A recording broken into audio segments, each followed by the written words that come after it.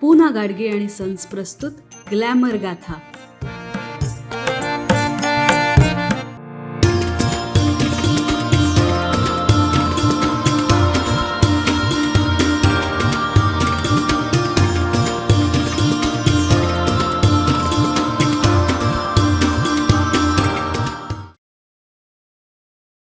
Glamour गाथाच्या नव्या भागात मी रुचा तुमच्या सगळ्यांचं अतिशय मनापासून स्वागत करते.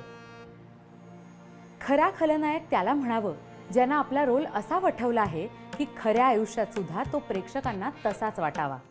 आज आपण ज्या अभिनेत्याबद्दल बोलणार आहोत त्याला सुद्धा त्याच्या अभिनयामुळे अशाच काहीशा प्रतिक्रियांना सामोरं जावं लागायचं.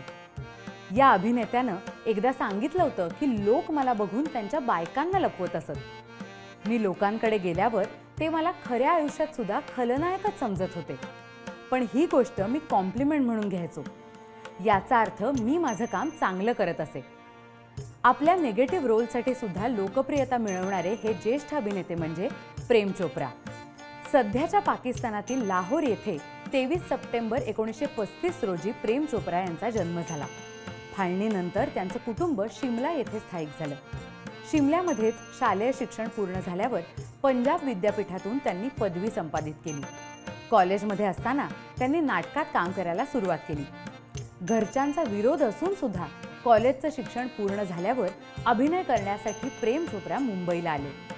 मुंबईमध्ये आल्यावर त्यांनी बऱ्याच स्टुडिओमध्ये फेऱ्या मारल्या, पण कुठूनही त्यांना चांगला प्रतिसाद मिळाला नाही. मग पोटापाण्यासाठी त्यांनी द टाइम्स ऑफ इंडिया वृत्तपत्रात नोकरी स्वीकारली. एकीकडे अभिनयासाठी काहीतरी करण्याची खटपट चालूच होती. बंगाल, ओरिसा आणि बिहार येथील वृत्तपत्रांच्या वितरणाची जबाबदारी प्रेम यांना देण्यात आली होती. पण या नोकरीसाठी त्यांना महिन्यातील 20 दिवस दौरा करावा लागत असे. यामुळे त्यांना अभिनयाचं काम मिळवण्यासाठी पुरेसा वेळ मिळत नव्हता आणि परिस्थितीमुळे ते नोकरी सुद्धा सोडू शकत नव्हते.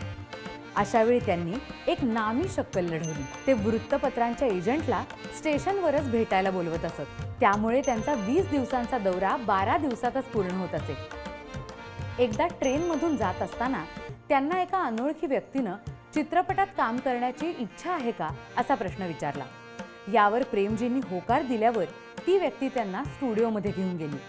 अशा प्रकारे एका अनोळखी व्यक्तीमुळे 1960 साली प्रदर्शित झालेल्या चौधरी कर्नल सिंग या पंजाबी चित्रपटातून त्यांनी अभिनयाच्या क्षेत्रात पदार्पण केलं. द टाइम्स ऑफ इंडियामध्ये काम करत असतानाच प्रेमजींनी सपनी, ए धरती पंजाब दी, मैं शादी करने चला, हम हिंदुस्तानी अशा चित्रपटांमध्ये कामं केली होती. मैं शादी करने चला या चित्रपटाच्या चित्रीकरणादरम्यान कुणीतरी प्रेमजींना खलनायकाची भूमिका देण्याचं सुचवलं.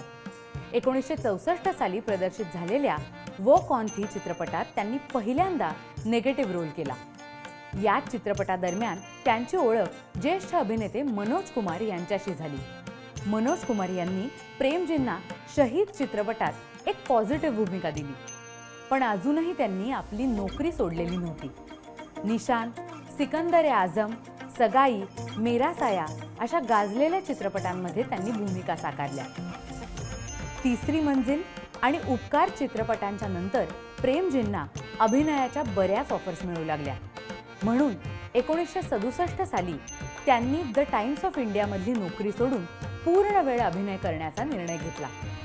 यानंतर त्यांनी दो रास्ते, पूरब और पश्चिम, कटी पतंग, बॉबी, दो अनजाने, दोस्ताना, क्रांती, सौतन, त्रिशूल, द ग्रेट गॅमलर, मर्द, प्रेमनगर, कोई मिल गया, रॉकेट सिंग अशा अनेक गाजलेल्या चित्रपटांमध्ये भूमिका साकारल्या.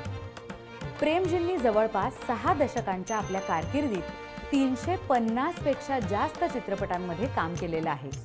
या दरम्यान त्यांनी राजेश खन्ना, अमिताभ बच्चन, मनोज कुमार, धर्मेंद्र, ऋषी कपूर, हेमा मालिनी, मुमताज, आशा पारेख अशा अनेक नावाजलेल्या कलावंतांसोबत कामं केली. यामधील प्रेमजी आणि राजेश खन्ना यांच्या जोडीनं एकत्र केलेल्या 19 चित्रपटांपैकी 15 चित्रपट हिट झाले.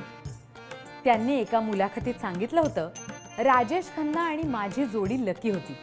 सगळे वितरक राजेश खन्ना यांना सांगायचे, तुम्ही कुठल्याही हिरोईन सोबत काम करा, पण चित्रपटात प्रेम चोप्रा आहे की नाही तेवढं आम्हाला सांगा. यावरून या जोडीची त्या काळात किती लोकप्रियता होती हे आपल्या लक्षात येतं.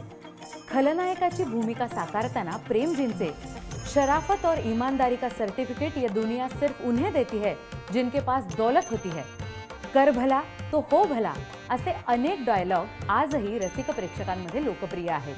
प्रेम चोप्रा यांना 1976 साली दो अंजाने या चित्रपटासाठी फिल्मफेअर अवॉर्डचा सर्वोत्कृष्ट सहाय्यक अभिनेता हा पुरस्कार मिळाला. तर 2023 साली त्यांना फिल्मफेअर अवॉर्डच्या जीवन गौरव पुरस्कारानं सन्मानित करण्यात आले. आपल्या दर्जेदार आणि उत्कृष्ट अभिनयाच्या जोरावर प्रेम चोप्रा यांनी खलनायकाच्या भूमिकेसाठी सुद्धा रसिकांची दाद मिळवली. त्यांच्या अभिनय कारकिर्दीला आमचा सलाम. तुम्ही कमेंटमध्ये आम्हाला सांगा, प्रेम चोप्रा यांच्या कोणत्या भूमिका आणि कोणते चित्रपट तुम्हाला आवडतात. भेटूया पुढच्या भागात.